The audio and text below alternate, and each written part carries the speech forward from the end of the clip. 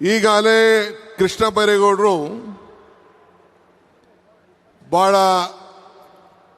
ಸರ್ಕಾರದ 6ನೇ ಗ್ಯಾರಂಟಿ ಬಗ್ಗೆ ತಮಗೆ ಒತ್ತಿ ಒತ್ತಿ ಒತ್ತಿ ತಿಳಿಸಿದ್ದಾರೆ. ನಾನಿಲ್ಲಿಗೆ ಬರೋಕ್ಕಿಂತ ಮುಂಚಿತವಾಗಿ ನಾನು ಮೊದಲು ತಡವಾಗಿ ಬಂದೆ, ಕ್ಷಮಿಸಬೇಕು. ಈ ಕಾರ್ಯಕ್ರಮ 20ನೇ ತಾರೀಕಿತ್ತು. ಆದರೆ ಈ ಬಸ್ಸು ಸ್ಟ್ರೈಕ್ ವಿಚಾರದಲ್ಲಿ ಒಂದಿನ ಮುಂದಕ್ಕೆ ಹಾಕೊಳ್ಬೇಕಾದಂಥ ಅನಿವಾರ್ಯತೆ ಇತ್ತು. ನಾನು 6-7 ವರ್ಷದಿಂದ ತಿರುಪತಿ ತಿಮ್ಮಪ್ಪನ ದರ್ಶನ ಮಾಡಿರಲಿಲ್ಲ. ಸೊ ಅದಕ್ಕೆ ಹೋಗಿ ಇವತ್ತು ತಿರುಪತಿ ದರ್ಶನವನ್ನು ಕುಟುಂಬದ ಸಮೇತ ನಿಗದಿ ಮಾಡಿಬಿಟ್ಟಿದೆ. ತಪ್ಪಿಸ್ಕೊಳ್ಳೋಕ್ಕಾಗದೆ ಬೆಳಗಿನ ಜಾವ ಮುಗಿಸಿ ಓಡಿ ಓಡಿ ಓಡಿ ಇಲ್ಲಿಗೆ ಬಂದಿದ್ದೇನೆ. ನಿಮ್ಮೆಲ್ಲರ ಪ್ರೀತಿಯನ್ನ ಗಮನಿಸಿದ್ದೇನೆ. ಇದೊಂದು ತುಮಕೂರಿನಲ್ಲಿ ಒಂದು ಐತಿಹಾಸಿಕವಾದಂಥ ಕಾರ್ಯಕ್ರಮ. ಪರಿಶ್ರಮ ಇದ್ದ ಕಡೆ ಇತಿಹಾಸ ಸೃಷ್ಟಿ ಆಗೇ ಆಗುತ್ತದೆ. ನಂಬಿಕೆ ಇದ್ದ ಕಡೆ ಅದ್ಭುತಗಳು ನಡೆದೇ ನಡೀತದೆ. ಸತ್ಯ ಇದ್ದ ಕಡೆ ಗೆಲುವು ಇದ್ದೇ ಇರ್ತದೆ.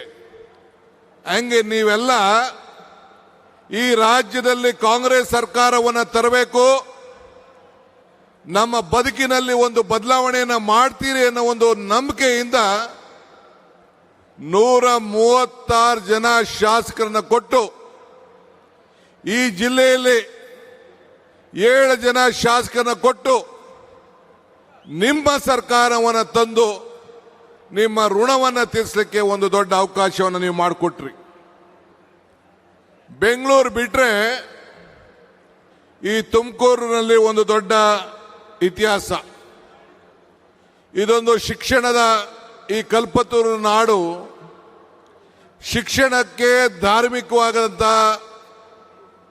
ಒಂದು ಐತಿಹಾಸಿಕವಾದಂಥ ಕಾಶಿ ಇದ್ದಂಗೆ, ದಕ್ಷಿಣದ ಕಾಶಿ ಇದ್ದಂಗೆ.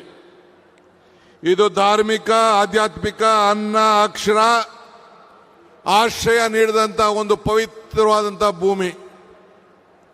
ಈಗ ತಾನೇ ಡಾಕ್ಟರ್ ಪರಮೇಶ್ವರ್ ಅವರು ಹೇಳ್ತಾ ಇದ್ರು, ಬೆಂಗಳೂರಿಗೆ ಜನಸಂಖ್ಯೆಯನ್ನ ನಿಯಂತ್ರಣ ಮಾಡಬೇಕಾದ್ರೆ ಈ ಬೆಂಗಳೂರಿನ ಉತ್ತರ ಭಾಗದಲ್ಲಿ ಒಂದೇ ಒಂದು ಉಪಾಯ, ಈ ತುಮಕೂರನ್ನ 2ನೇ ಬೆಂಗಳೂರಾಗಿ ಪರಿವರ್ತನೆ ಆಗಬೇಕು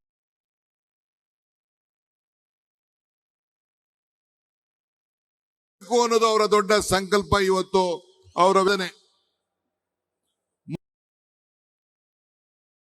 3 ವರ್ಷಗಳಲ್ಲಿ ನಾವೇನು ಕಾರ್ಯಕ್ರಮಗಳನ್ನು ಅಧಿಕಾರ ಸಿಕ್ಕಿದಾಗ ನಾವೇನು ಮಾಡಿದ್ದೇವೆ ಅಂತ ಹೇಳಿದ್ರೆ, ಇದು ಗಂಟುಗಟ್ಟಲೆ ಚರ್ಚೆಯನ್ನ ನೀವೆಲ್ಲ ಗಮನಿಸಿದ್ದೀರಿ. ಇವತ್ತು ತಮ್ಗೆಲ್ಲ ಕೊಟ್ಟಂತ ಆಶ್ವಾಸನೆಗಳು, ಇದನ್ನ ಪರಮೇಶ್ವರ್ ಅವರ ನೇತೃತ್ವದಲ್ಲಿ ಕಾಂಗ್ರೆಸ್ ಪಕ್ಷದ ವತಿಯಿಂದ ನಾನು, ಸಿದ್ದರಾಮಯ್ಯನವರು, ನಮ್ಮ ಪಕ್ಷದ ವರಿಷ್ಠರು ಚರ್ಚೆ ಮಾಡಿ ಪ್ರಣಾಳಿಕೆಯ ಅಧ್ಯಕ್ಷರಾಗಿ ನೇಮಕ ಮಾಡಿದ್ದು. ಇಲ್ಲಿಗೆ ಬರಬೇಕಾದ್ರೆ ನಾನು ಗೂಗಲ್ ನೋಡ್ತಾ ಇದ್ದೆ. ಆಕ್ಸ್ಫರ್ಡ್ ಯೂನಿವರ್ಸಿಟಿಲಿ ಒಂದು ದೊಡ್ಡ ಉಲ್ಲೇಖನ ನಡೆದಿದೆ. ಈ ದೇಶದಲ್ಲಿ, ಇಡೀ ವಿಶ್ವದಲ್ಲೇ ಬಡವರ ಬದುಕಿನಲ್ಲಿ ಸಾಮಾಜಿಕವಾಗಿ ಒಂದು ಬದಲಾವಣೆಯನ್ನು ತಂದಂತ ಈ 5 ಗ್ಯಾರಂಟಿ ವಿಶ್ವಕ್ಕೆ ಒಂದು ಮಾದರಿ ಅಂತೇಳಿ ಉಲ್ಲೇಖನವನ್ನ ಇವತ್ತು ಆಕ್ಸ್ಫರ್ಡ್ ಯೂನಿವರ್ಸಿಟಿಲಿ ಇವತ್ತು ಮಾಡಿದ್ದಾರೆ. ನಮ್ಮ ಬಿಜೆಪಿಯ ಸ್ನೇಹಿತರುಗಳು ಪ್ರಧಾನಮಂತ್ರಿಗಳ ಆದಿಯಾಗಿ ನಮ್ಮ ಗ್ಯಾರಂಟಿಗಳ ಬಗ್ಗೆ ಟೀಕೆಯ ಸುರುಮಾಳೆಯನ್ನ ಮಾಡ್ತಾ ಇದ್ರು. ಇವತ್ತು ಪ್ರತಿಯೊಂದು ರಾಜ್ಯದಲ್ಲೂ ಕೂಡ ಯಾವುದೇ ಪಕ್ಷದ ಸರ್ಕಾರ ಈ ದೇಶದಲ್ಲಿ ಇರಲಿ, ಯಾವುದೇ ರಾಜ್ಯದಲ್ಲಿ ಒಂದು ಸರ್ಕಾರ ಇರಲಿ, ಆ ಸರ್ಕಾರ ನಮ್ಮ ಗ್ಯಾರಂಟಿಯನ್ನ ಗಮನದಲ್ಲಿಟ್ಕೊಂಡು ಅವರ ಬದುಕಿನಲ್ಲಿ ಕಾಂಗ್ರೆಸ್ ಸರ್ಕಾರ ಕೊಟ್ಟಂತ ಗ್ಯಾರಂಟಿ ಇಡೀ ದೇಶಕ್ಕೆ ಮಾದರಿ ಅಂತೇಳಿ ನಮ್ಮ ಗ್ಯಾರಂಟಿಯನ್ನ ಇವತ್ತು ಕಾಪಿಯನ್ನ ಮಾಡಿಕೊಂಡು ನಮ್ಮ ಏನು ಒಂದು ತೀರ್ಮಾನದ ಬದ್ಧತೆ ಇದೆಯಲ್ಲ, ಬೆಲೆ ಏರಿಕೆ ಗಗನಕ್ಕೆ ಹೋಗ್ತಾ ಇದೆ, ಆದಾಯ ಪಾತಕ್ಕೆ ಹೋಗ್ತಾ ಇದೆ. ಇದಕ್ಕೆ ಸಹಾಯ ಮಾಡಬೇಕು ಅಂತೇಳಿ ಅವರು ಕೂಡ ನಮ್ಮ ದಾರಿಯನ್ನೇ ಇವತ್ತು ಹಿಡಿದು ಇವತ್ತು ಹೆಜ್ಜೆಯನ್ನು ಹಾಕ್ತಾ ಇದ್ದಾರೆ.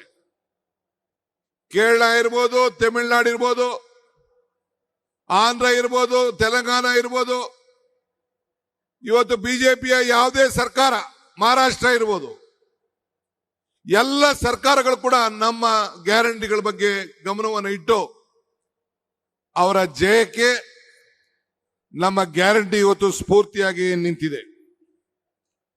ಇವತ್ತು ನಾನು ತಮ್ಗೆ ಹೇಳೋದಿಷ್ಟೇ, ವಿರೋಧ ಪಾರ್ಟಿಯವರು ಟೀಕೆ ಮಾಡ್ತಾರೆ. ಆ ಟೀಕೆಗಳನ್ನ ನಾವು ಯಾವತ್ತೂ ಕೂಡ ಚರ್ಚೆ ಮಾಡಕ್ ಹೋಗುದಿಲ್ಲ. ನಾನಾಗಲೇ ಹೇಳಿದ್ದೇನೆ, ಟೀಕೆಗಳೆಲ್ಲ ಸಾಯ್ತವೆ, ನಮ್ಮ ಕೆಲಸಗಳು ಉಳಿತವೆ ಅಂತ ಹೇಳಿ. ಹಂಗೆ ಇವತ್ತು ನಮ್ಮೆಲ್ಲರ ಟೀಕೆಗಳನ್ನ ಮಾಡ್ತಾ ಇರೋಂಥ ವಿರೋಧ ಪಕ್ಷದವರಿಗೆ ಇಂಥ ಕಾರ್ಯಕ್ರಮಗಳಿಗೆ ಉತ್ತರ. ಇವತ್ತು ಈ 6 ಗ್ಯಾರಂಟಿಯಲ್ಲಿ ಕೃಷ್ಣ ಬೈರೇಗೌಡರ ನೇತೃತ್ವದಲ್ಲಿ 1,11,00,000 ಜನರಿಗೆ ಈ ಭೂಮಿ ಗ್ಯಾರಂಟಿಯನ್ನು ಕೊಟ್ಟು ಕಾರ್ಯಕ್ರಮವನ್ನು ನಾವು ಮಾಡ್ತಾ ಇದ್ದೇವೆ.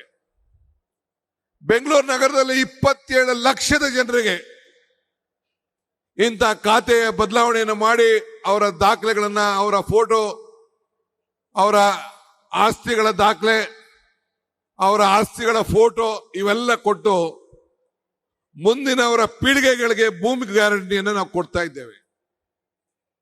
ನಾನು ಬಿಜೆಪಿ ಜನತಾದಳದ ಸ್ನೇಹಿತರುಗಳು ಕೇಳ್ತೀನಿ ಇಷ್ಟೇ, ಇವರೆಲ್ಲ ಟೀಕೆ ಮಾಡ್ತಾ ಇದ್ದಾರೆ.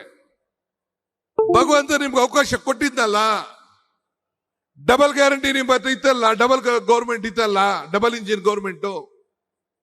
ಇಂಥದೊಂದು ಕೆಲಸ ನೀವು ಮಾಡಕ್ ಆಗ್ಲಿಲ್ಲ. ಕೋವಿಡ್ ಅಲ್ಲಿ ಸತ್ತಂತ ಜನರಿಗೆ, ಕೋವಿಡ್ ಅಲ್ಲಿ ನರಳಂತ ಜನರಿಗೆ ನಿಮ್ ಕೈಲಿ ಸರಿಯಾಗಿ ಅವ್ರಿಗೆ ನ್ಯಾಯವನ್ನು ಒದಗಿಸ್ಕೊಡಕ್ ಆಗ್ಲಿಲ್ಲ. ಮೊನ್ನೆ ತಾನೇ ನಾನು ಸಿದ್ದರಾಮಯ್ಯನವರು ಚಾಮರಾಜನಗರ ಜಿಲ್ಲೆಯ ನಂಜನಗೂಡಿಗೆ ಹೋಗಿ ಆಕ್ಸಿಜನ್ ಅಲ್ಲಿ ಸತ್ತಂತ ಜನರಿಗೆ ಕೊಟ್ಟಂತ ಮಾತಿನ ಪ್ರಕಾರ ನಮ್ಮ ಶರಣ ಪ್ರಕಾಶ್ ಮಂತ್ರಿಗಳು, ಜಿಲ್ಲಾ ಮಂತ್ರಿಗಳಂತ ವೆಂಕಟೇಶ್ ಅವರು, ಅವರೆಲ್ಲರ ಸಹಕಾರದಿಂದ ಆ 30 ಜನರು ಕೂಡ ಉದ್ಯೋಗವನ್ನು ಕೊಟ್ಟು ಇಡೀ ರಾಜ್ಯದಲ್ಲಿ ಒಂದು ಇತಿಹಾಸವನ್ನ ಸೃಷ್ಟಿ ಮಾಡಿದ್ದೇವೆ.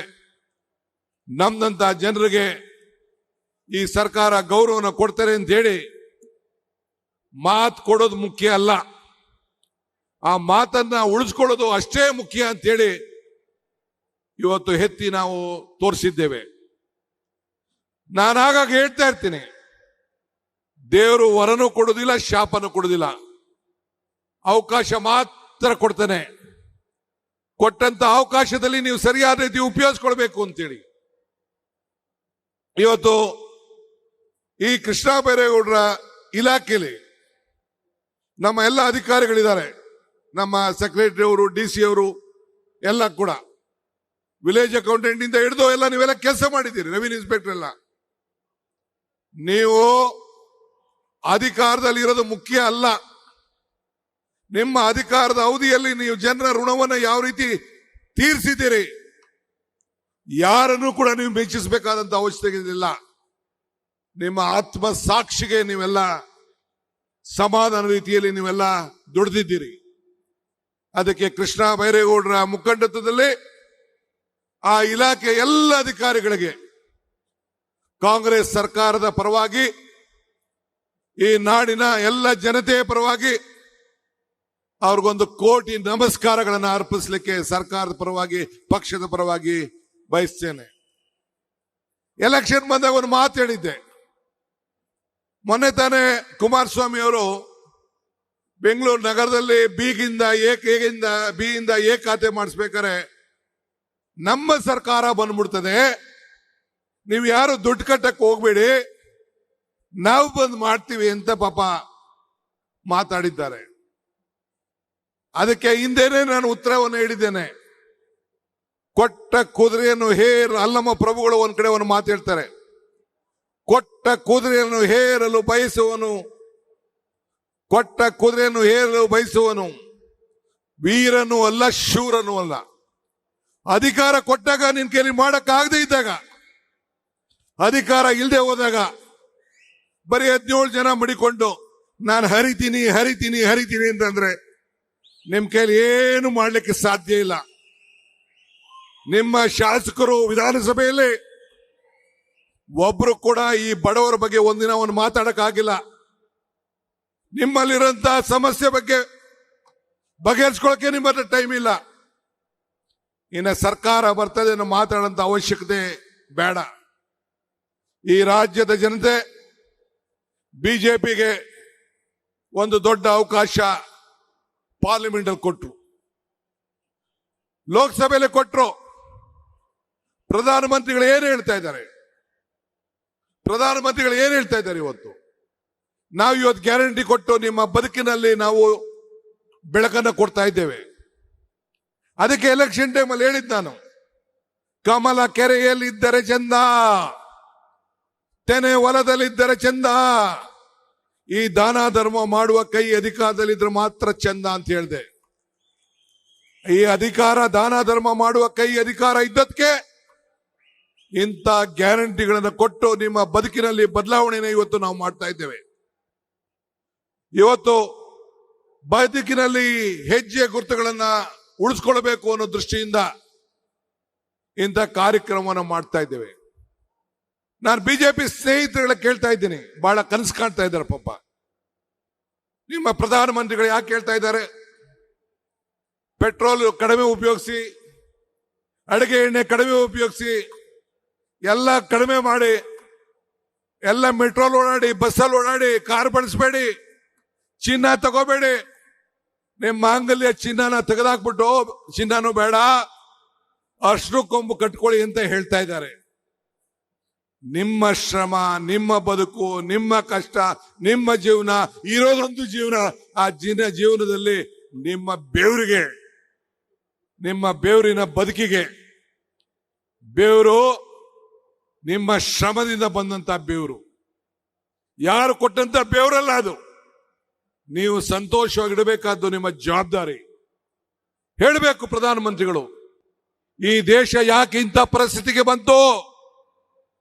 ಡಾಲರ್ ಬೆಲೆ 96 ರೂಪಾಯಿ ಆಗೋಗಿದೆ.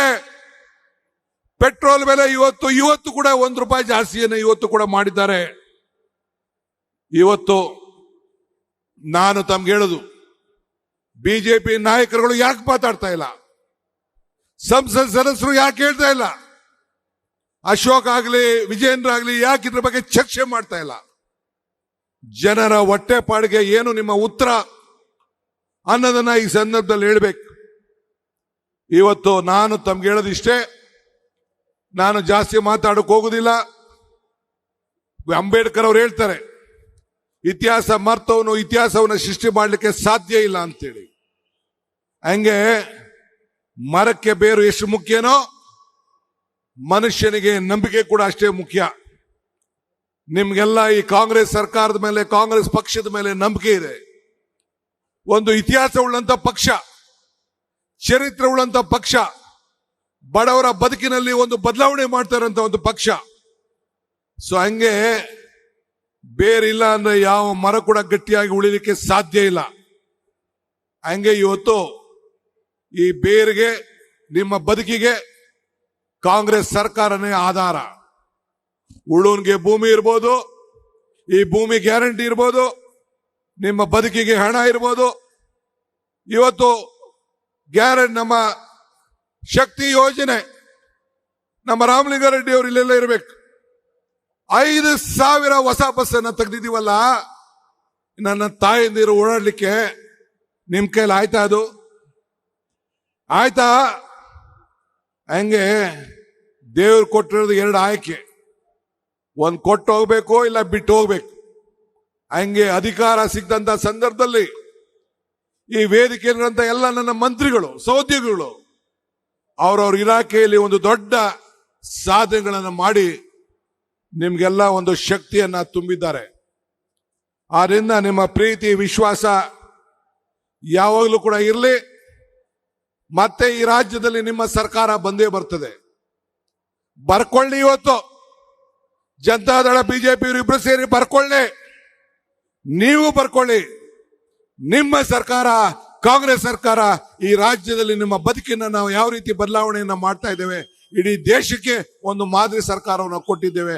ಅದನ್ನ ಉಳಿಸ್ಕೊಂಡು ಹೋಗ್ತೇವೆ. ನಿಮ್ಮ ಆಶೀರ್ವಾದ ಸದಾ ಇರಲಿ. ಈ ದೇಶಕ್ಕೆ ನೋಡಿ, ರಾಷ್ಟ್ರ ಧ್ವಜ ಹಾರಾಡ್ತಾ ಇದೆ, ಬಣ್ಣ. ರಾಷ್ಟ್ರಗೀತೆ ಮಾತಾಡ್ತೇವೆ, ಸಂವಿಧಾನ ಮಾತಾಡ್ತೇವೆ. ಇಂಥದ್ದು ಒಂದು ಐತಿಹಾಸಿಕವಾದಂತಹ ಪುಟಕ್ಕೆ ಬಿಜೆಪಿ ಸರ್ಕಾರ ಕೇಂದ್ರದಲ್ಲಾಗ್ಲಿ ರಾಜ್ಯದಲ್ಲಾಗ್ಲಿ ಸೇರಕ್ಕಾಗ್ಲಿಲ್ಲ. ಇದಕ್ಕೆ ನಿಮ್ಮ ಆಶೀರ್ವಾದ ಯಾವಾಗಲೂ ಇರಲಿ ಅಂತೇಳಿ ಪ್ರಾರ್ಥಿಸಿ, ನನ್ನ ಸಹೋದ್ಯೋಗಿಗಳ ಹೆಸರುಗಳನ್ನ ಯಾರನ್ನು ಕೂಡ ನಾನು ತೆಗೆದುಕೊಳ್ಳಿಲ್ಲ, ಕ್ಷಮಿಸಬೇಕು ಅಂತ ಹೇಳಿ ಮತ್ತೆ ನಿಮ್ಮೆಲ್ಲರೂ ಕೂಡ ಶುಭ ಹಾರೈಸಿ ನನ್ನ ಮಾತನ್ನು ಮುಗಿಸ್ತೇನೆ.